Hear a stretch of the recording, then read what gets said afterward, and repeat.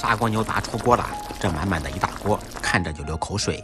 大家好，我是超子。天冷了就要吃一点热乎的。今天给大家分享一道热气腾腾的萝卜牛杂包。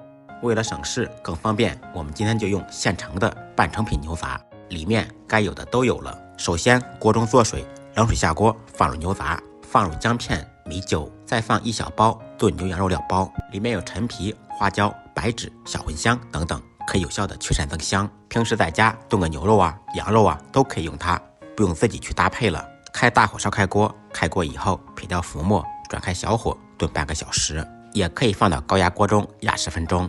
利用这个时间准备小料和酱料，少许姜片、大蒜轻轻的拍匀，再来少许葱段。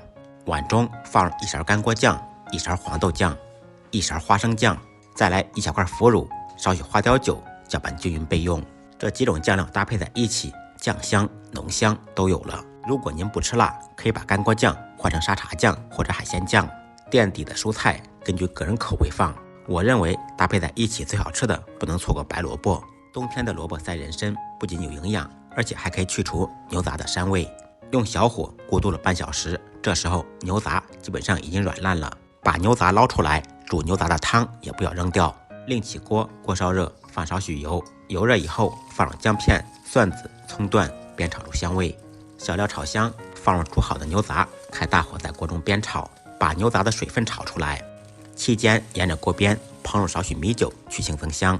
牛杂经过煸炒以后，可以更好的去除腥膻味，而且做出来味道会更香。所以说这一步千万不能少。煸炒2-3分钟以后，放入准备好的酱料，搅拌均匀，继续煸炒1分钟，把酱料同样炒出香味。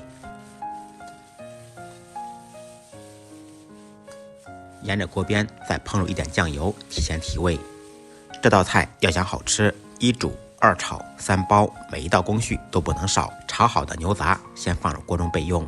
砂锅里面放上自己喜欢吃的蔬菜，白萝卜、白菜、金针菇、粉条等等。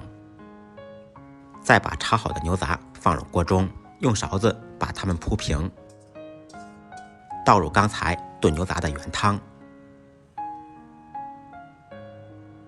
接下来开始调味，根据个人口味放入适量的盐，1小勺味精或者鸡精，少许蚝油，胡椒粉稍微多放一点。开大火烧开锅，开锅以后盖上盖子，煲15分钟。根据牛杂的老嫩程度，减少或者增加煲制的时间。就这样，一道热气腾腾的萝卜牛杂包就做好了。汤汁浓郁，牛杂入味不腥，实在是太香了。都看到这里了，视频制作不易。如果感觉我的视频有用，麻烦大家点个赞，点个转发，让更多的朋友看到。再忙再累，记得按时吃饭。下期视频见，拜拜。